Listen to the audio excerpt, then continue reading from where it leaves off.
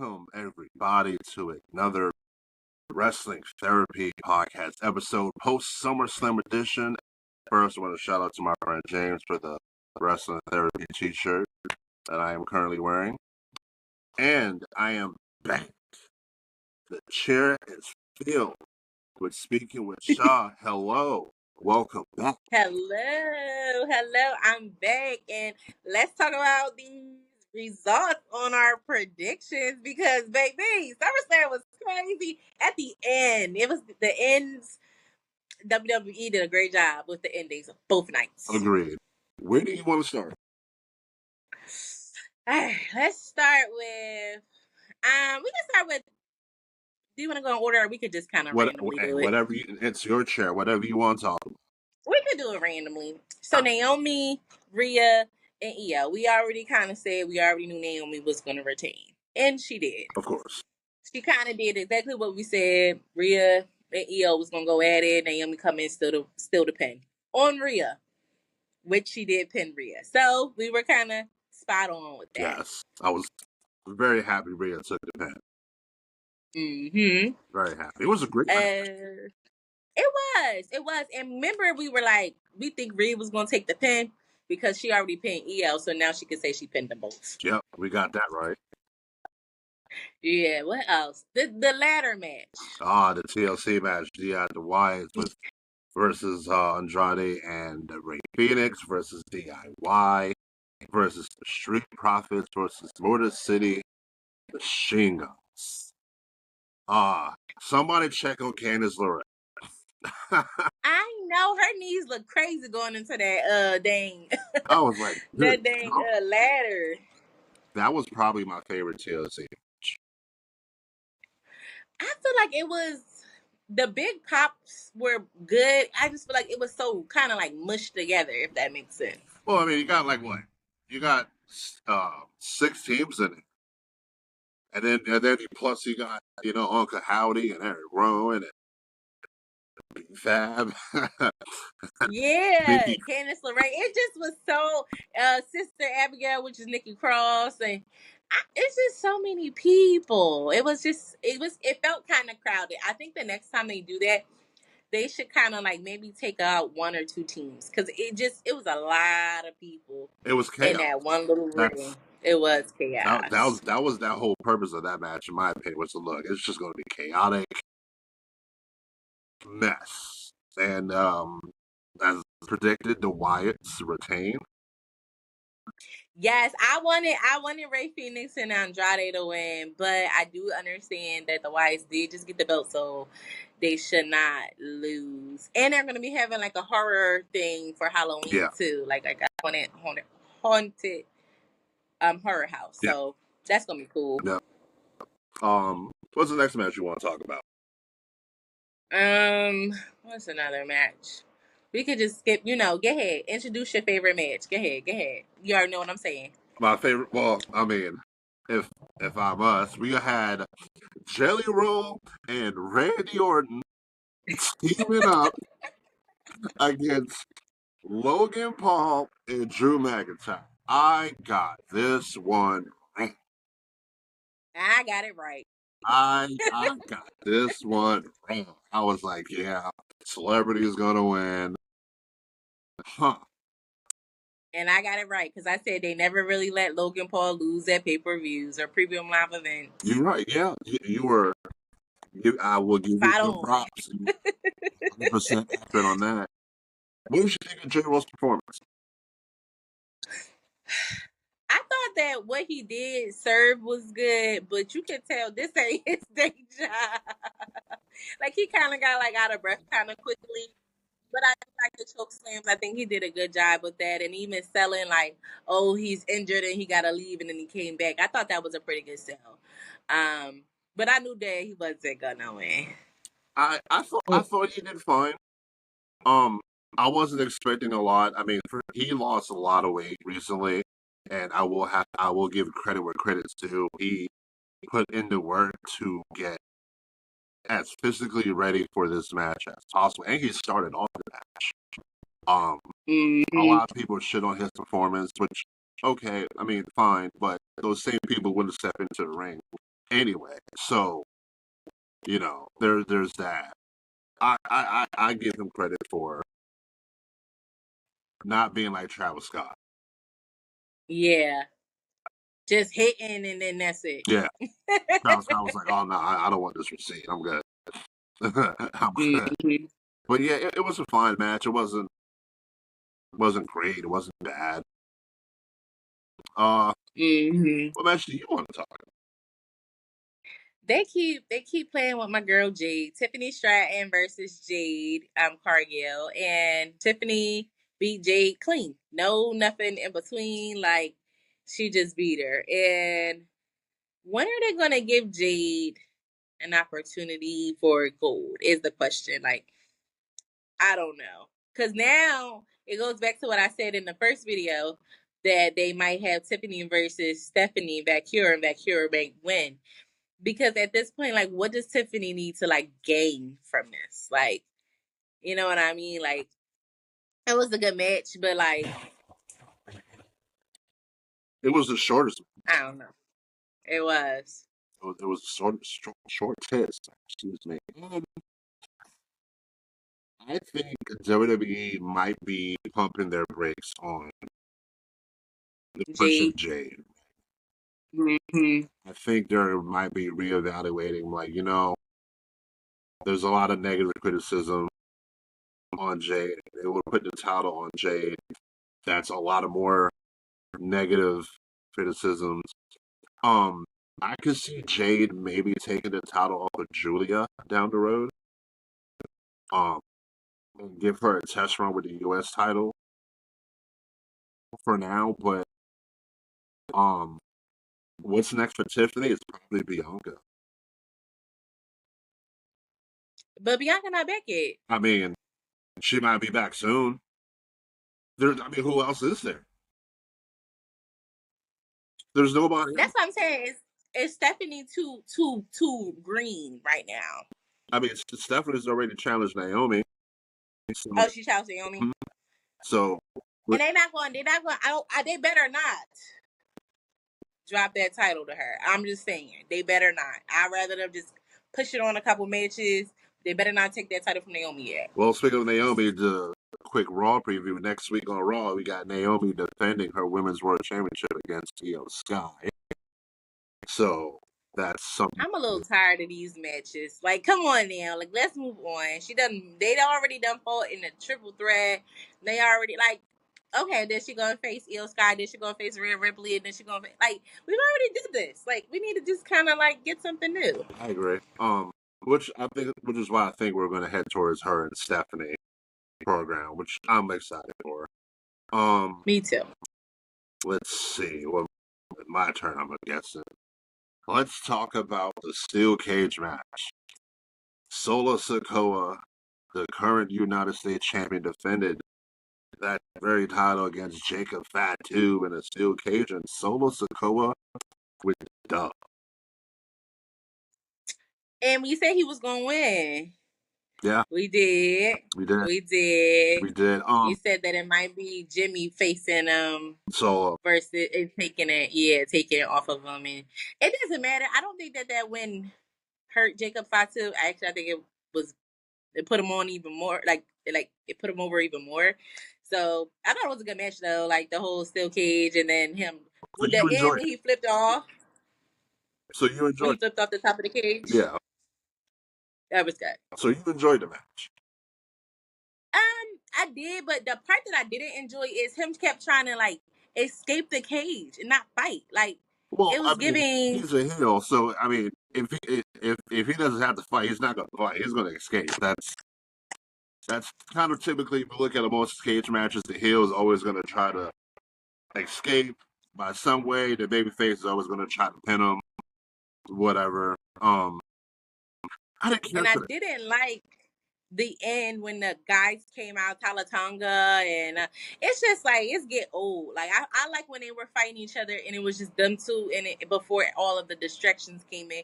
I wish it would have just been like that, but then obviously it wasn't like that. So the beginning of the match was cool, and then at the very end when he flipped off of there, that was cool. But like once Tyler Sanga and then the other guy, like I just feel like it's stupid. I didn't care for this match personally. I didn't hate it. I didn't care for it. It just wasn't my thing. That's fair. Well, okay. Well, your turn. What do you want to talk about? Oh God, let's just talk about it. Dirty Dominic Mysterio. Okay. First of all, we're going to start this over again. The greatest intercontinental champion ever, Dirty Dominic Mysterio, defended his Intercontinental Championship all by himself and defeated AJ Styles. Now, I would say I do love the Eddie Guerrero throwbacks. Me too. I like the chair, Yeah, like when he boom, they fell. That was pretty the cool. boot, the boot, The boot was boot cool. was cool. I thought it was a good match. The right person won, of course. What did you think, though? Well, I already said that Dom was gonna win. Like it didn't matter. Like we already said he was gonna win. Like because Monday, and not even just Monday. Like Dom is on like a high right now, so it does not make sense to take the title from him. AJ Styles is AJ Styles. Like he's a world renowned name. Everybody knows who he is. So he don't really need to win. You know what I mean? So it was alright. It was alright. I did like it was more comedic than anything, and it did take me back to Eddie Guerrero. So I did appreciate that because Eddie Guerrero was like my childhood. Like, you know, like I lie, I cheat, I Yo, steal. Like that was my childhood. So it gave me like a feeling of nostalgia. So I like that aspect of the match. All right, so you're coming around to Dirty Dom. I like it. I'm not coming around. Stop Making saying progress. it. You say it every podcast. I'm not coming around. We're making progress. Slow progress, guys. We're making progress. While we're on the Intercontinental Championship, let's go talk about the Women's Intercontinental Championship. We had the 9 with new music, which I do not like. I did not like the new music either. And she defended against Lyra Valkyria. Bayley came out and interfered. Lyra was zip tied at one point in this match. Bayley accidentally hits Lyra with the chain, and Becky picks up the win. What did you think? I think we kind of like said something similar like this was gonna happen, like Bayley interfering in some type of way, and we knew Becky wasn't gonna lose the title. But now it's gonna start the whole feud between Bayley and Lyra Valkyria, which we've already seen. Well, how many times could we repurpose this? Well, on Raw this week, as well, Lyra said she's done with the Bayley Vortex. Oh, good. She said she's done. She's done with this Bayley Vortex. Now that could mean Lyra to SmackDown, which would give SmackDown a boost for their mid card division, which would help because it needs massive help. It does. But yeah, Becky picks up the win, moves on, and she's moving on to Nikki Bella. There's that. Which I think is dumb. They're gonna keep saying, "Oh, she's the past, I'm the now," and like you could kind of get the bits that they're gonna give. I mean, her doing the whole like John Cena bit like against her, that was funny. But like other than that, it's just like we kind of already know like when a legend versus like a person that's like really on right now, it's like, oh, you're old, you're this, you're that. Oh, she's good for having not wrestled since 2010, or that whole thing. And I'm honestly, if they give the belt to Nikki, for what? And Nikki facing Becky, for what? Becky doesn't need to be put over at all, nor does Nikki. So it might just be like me think cash grab, because it's like at the end of the day, neither one of them need to be put over for nothing. Nikki's a whole Hall of Famer, and Becky is a soon to be Hall of Famer. So it doesn't matter. Like to me, like what does either one of them gain from fighting each other? I believe they have had a history in the past when Becky was coming up, and Nikki was on her dominant run. I don't hate this matchup because it's different. Because it's not Bayley. So thank goodness it's different. Like I want different, so I can't complain when I get different. It may not be what I want, but it's different. this just might be a short feud to move on to somebody bigger, maybe like a Kairi Sane or an Asuka, maybe. I don't hate this right now. And I think when Sasha Banks, aka Mercedes Monet, she left, it kind of left a hole in the division if you think about it, like of the bigger names that they use, that could fight people to put like that she could put over. But like, you know, she got like 1,000 belts in AEW right now and the TNT belts and all of that kind of stuff. But I do think that she would have been able to be one of the bigger names if she didn't leave. Yeah, I mean, yeah. She's probably making more money now than she would in WWE. So I agree. as long as she's happy, I'm not going to hate on her. A lot of WWE fans don't like her. I don't hate her. Do I think she's the best in the world? She's very talented, but that's not a here nor there. Mm-hmm. Is it my turn? I think it is. Dirty, yeah, we talk about Dirty Dom. Oh, we could talk about the Judgment Day versus Charlotte Flair and Alexa Bliss. Yep. Which predicted that right as well. Charlotte Flair and Alexa Bliss did beat the Judgment Day, and then they ran it back again on Raw, and they beat them again. I think that even in the promo they cut on Raw yesterday, I feel like people are slowly starting to come around to Charlotte, but it's just not the biggest pops. Just because people hate that Charlotte is Charlotte. You know what I mean? Like, she has all of the titles and accolades, and she just kind of collecting them like Infinity Stones at this point.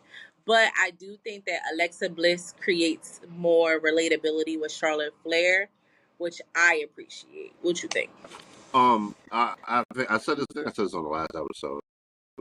Alexa gives Charlotte a human form for people to appreciate. A lot of people, if you take Alexa out the picture, a lot of people look at Charlotte as an ice queen. She doesn't care about anybody. She'll step on anybody just to get a title. She has they don't see her as who she is as a very, very, very talented wrestler. But they don't see that. And now with Alexa, it gives her a softer image. I think that's what it gives her a softer image. I'm not mad they won. I'm curious to see where they go from here. But I thought the match was good. What about you? I thought that match was good too. I really enjoyed it. And some people need to understand about Charlotte Flair. It's not that just because she's Ric Flair's daughter, it doesn't mean that she was just here to anything. Because Ric Flair's son was wrestling too, and he flopped. You know what I mean? But she wrestled and she was good. You know, you have to look at like the people who are legacies. Every person that's a legacy doesn't do the best. Like, think about the $1 Million Man, Ted DiBiase, and then Ted DiBiase Jr. flopped. But $1 Million Man, literally the top. You know what I'm saying? So you can't really like say, oh, this person is this and this person is that. It's like, well, no. Even look at The Rock's daughter. Like, she's the GM on NXT, but as like an in-ring competitor, she wasn't like, they didn't give her that pop that they gave The Rock. So I just feel like a lot of people have to understand, like, even though it may be some type of nepotism and their dad or mom or whoever was in wrestling, they still have to earn their keep. Like, it's not like they could push them as much as they want, but if they don't do well, then it doesn't matter. Right. Yeah. Oh, speaking of backtracking to Becky Lynch for a second. Also on Raw next week, Becky Lynch will be defending her Intercontinental Championship against Maxine Dupree. Yep. I'm not an Maxine my thoughts. Dupree. My thoughts. Yeah. Okay. Good. I'm just thinking like. Her and Natalia had a thing backstage, and Natalia was like, "Yeah, I challenge you," and she's like, "Yeah, I'll defend the title, but not against you, against Maxine." Also, Rusev is also facing Sami Zayn this week. Yeah. Because Sheamus and Rusev were fighting each other all night, and Sami, he has to be the big hero and try to stop him, and Rusev punched him in the face. So there's that. Speaking of Sami Zayn, perfect segue. We had Sami Zayn versus Karrion Kross. This is probably Cross's last match in WWE because as of now, he has not signed. This match was okay. I'm glad Cross got on the pay-per-view. What did you think? Same. Okay. It's not. Oh, like I watched this match in mute. Like the TV was on mute. Like it didn't make a difference to me. I get it. No, I get it. Yeah, it's not my cup of tea. And Sami Zayn, I don't know. Like it's just, I'm not a believer, and I don't know how he will be able to make me one. So no thanks. Fair enough. Absolutely fair enough. I think we just got the main. Nope. I forgot. We forgot another match. We had Roman Reigns and Jey Uso against Bronson Reed and Braun Breaker, and of course Roman and Jey won. I still think Braun and Bronson should have got a win, especially with how SummerSlam ended. That would have made them look even stronger. But what do you think? Remember, I think I said on the last the podcast, I was like, okay, Braun Breaker and Bronson Reed might win, so it could kind of build up their faction because Steph is not there. But if Steph did return, it was okay for them to take the L because it wouldn't hurt the faction.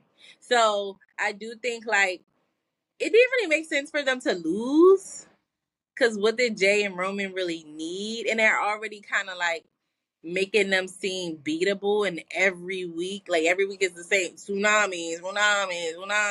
Like, so it didn't really make sense for them to win. So I agree. Like, I do think that they should have won Braun and Bronson, but it kind of segues into the main event, which is CM of night one, CM Punk versus Gunther. CM Punk winning the title, Seth Rollins coming out with his crutches and his knee brace, and he walks away. Then he throws the crutches down. He takes the knee brace off. He runs down to the thing with his case. He cashes in the case, and he beats CM Punk, and now he is the WWE World Heavyweight Champion. And Becky Lynch is such a troll. And we said she was trolling, like if it was a bit and him being injured wasn't really injured. She was over here recording him or with the crutches, blah, blah, blah. So just because Seth Rollins won, it didn't matter if Braun and Bronson lost. You know, that might come back up later on like if they were to turn heel and they were to argue with each other. You guys lost against blah, blah, blah. But right now it does not matter because Seth Rollins has screwed CM Punk as he always said he would. My only pushback on what you said at the end about it didn't hurt them. It doesn't make the group look strong. It makes Seth look stronger. But Seth is the group. Yeah, but there's still two other people with him. Plus Paul. Yeah. So it's like I agree, but they're not pushing them in the sense of, you know how it was the Shield and all three of them were the group? Like in this group, Seth is the group, and then they are his group mates. And that's the problem. I do agree. Like, if they would push the group harder, then it can make people more over. Braun is over. Like, it didn't matter. Because he was over before he joined this faction. Bronson, not so much. Like, it's kind of teetering back and forth.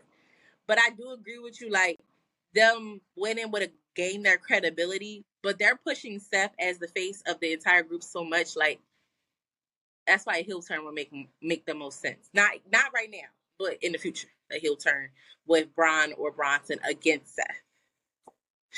yeah, I see what you're saying. I don't know. I thought it was funny that Jay in mid match was just like, "Hey, run my music." This every time. Oh my god! Like, okay, like that's what we're doing. Talk about Raw real quick. Roman got his shoes took again. Again. These were some nice pairs too. Roman ate like 3 tsunamis. At the end, the group was standing tall. Seth holding the title. Bronson with a new pair of sneakers. I probably don't. Again. Yeah. Um. Yeah. And then we have the main event of the show.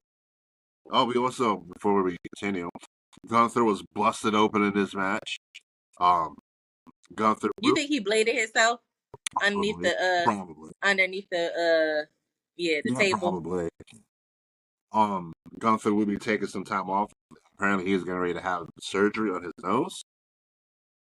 So he is going to be out for an unpredetermined amount of time, I guess. We'll see. Get well soon, Ring General. Yes, anyway. Main event. Main event, we had never seen 17. John Cena defending his WWE Undisputed Championship against the King of the Ring, Cody Rhodes, in a street fight. And Cody Rhodes was victorious. And then at the end, John Cena's celebrating, not really celebrating, but taking in the congratulation from the crowd. Cena came back, colorful music. And then Beast came out and hit Cena with an F5. Brock Lesnar is back. What did you think?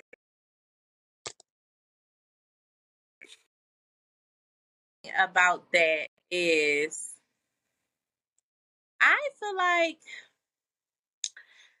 are we the Men in Black and they just kind of like we just forget that he was just heel and now he's face?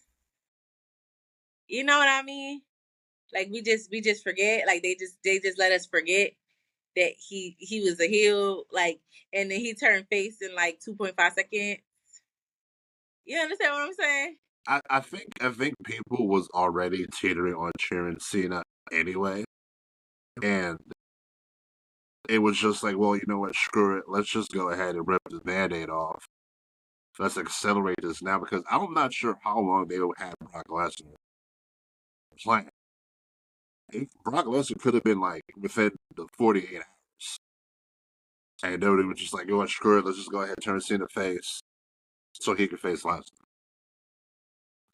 A lot of people. Yeah, because I'm like, it just seemed very. And he cut one promo on SmackDown, and then Sunday Sunday he back face.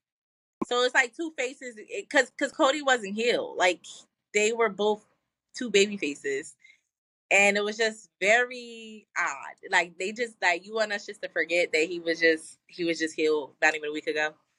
Right. But other than that, I digress. Brock Lesnar coming back. I had so many freaking questions, and I have, and on Speakingwithsha TikTok, I literally was like in real time, like literally watching it all transpire. Like I was messaging you on in like the DMs, like, oh my god, do you see this, and this? Like literally, John Cena was pinned clean. Like there was no nothing. Like it was giving. You know what it was giving me?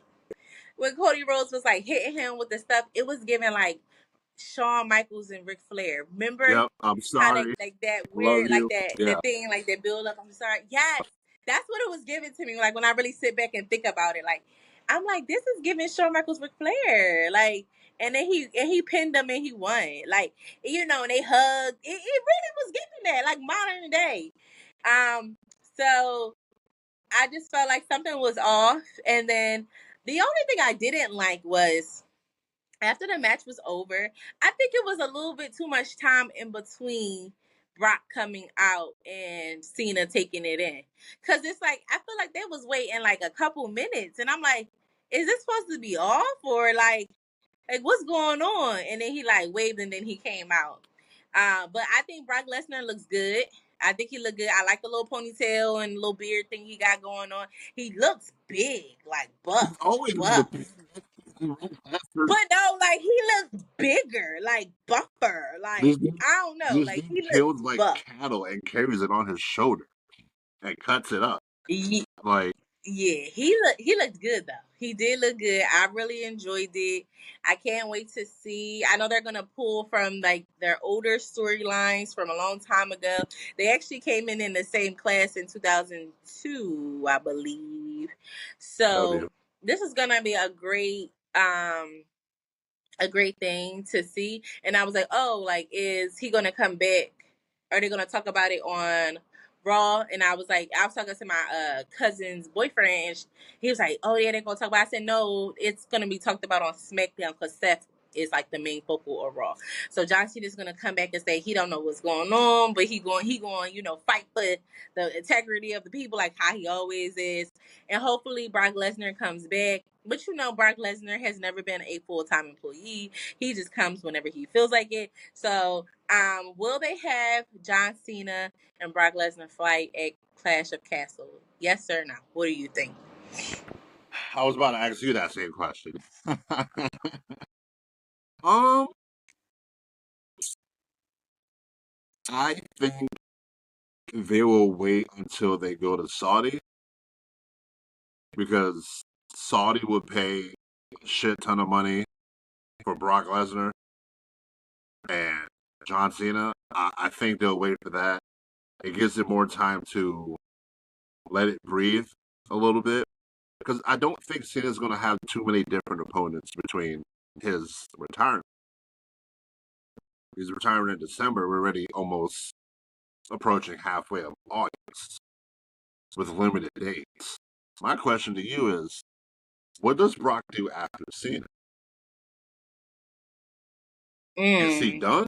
Is he? I mean, I feel like he's probably going to be around, for the big events. He fought Gunther already. No, So I think that's what I feel like will be next. Gunther will be already healed by then. So I feel like big man versus big man, and if WWE knows what they're doing, they will let Gunther be like Brock put Gunther over.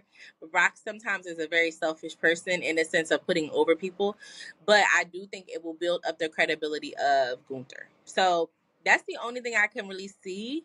I don't see they only use when WWE is struggling, and they wasn't struggling, but like a lot of people have like a lot of criticisms. I feel like that's when they always bring back Brock. Brock is just like a money grab, like a attention grab. So I just don't feel like he'll ever be a full-time performer, and he's older, so he's probably not going to do that anyway. But it's given like Goldberg. You know what I mean? Like it's given like you bring him back when you need a little extra sprinkles on the top. And that's what I feel like with Brock. It's never going to be like a complete thing because who else is he going to face outside of like I that would he like to hasn't see him already wrestle faced? Braun Breaker. I would like to see him and Braun Breaker. I would like to see that too. I did hear something that I don't think apparently that they would. SummerSlam, He wouldn't win. Braun would lose. your Mm-hmm. connection's breaking up.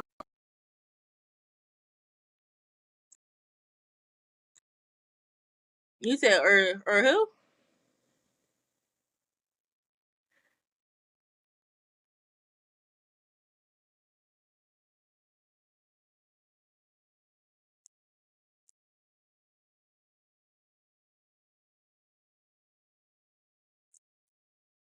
Having technical difficulties.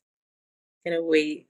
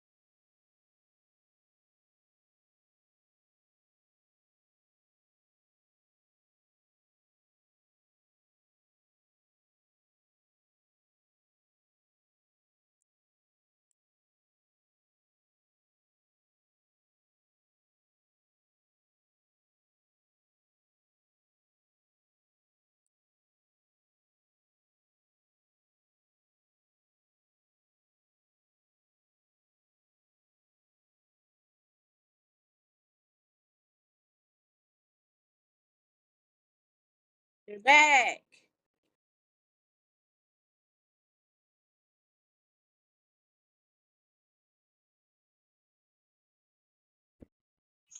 Yes, I don't know I what the was hell just happened. saying that if they're gonna treat Brock Lesnar Anywho, like they do so we were Goldberg, talking like just about in the Brock trenches, Lesnar. I don't What was think the that last it's thing gonna you said be so I can time. I do think follow if up he from you? fights Braun Breaker, Braun is gonna lose the first time. I think it's gonna be a 3 match battle, and then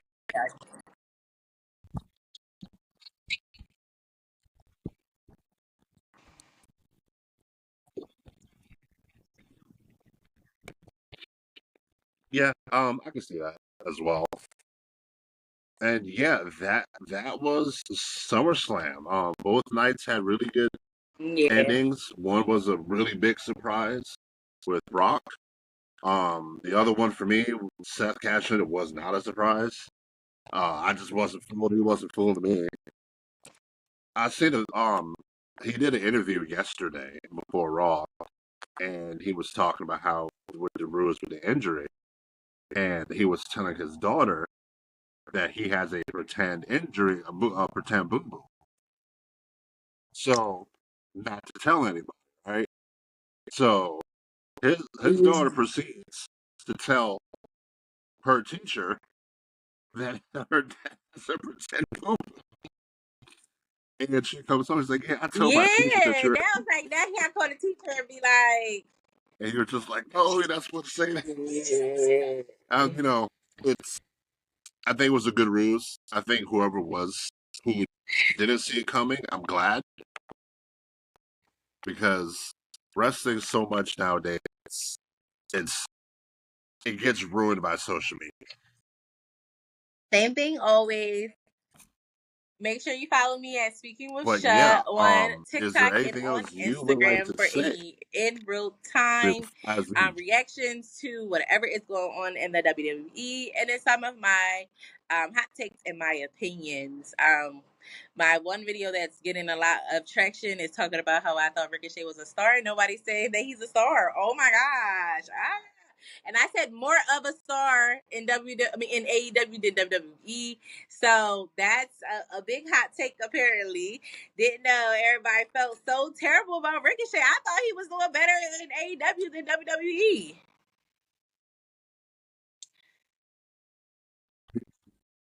Yes.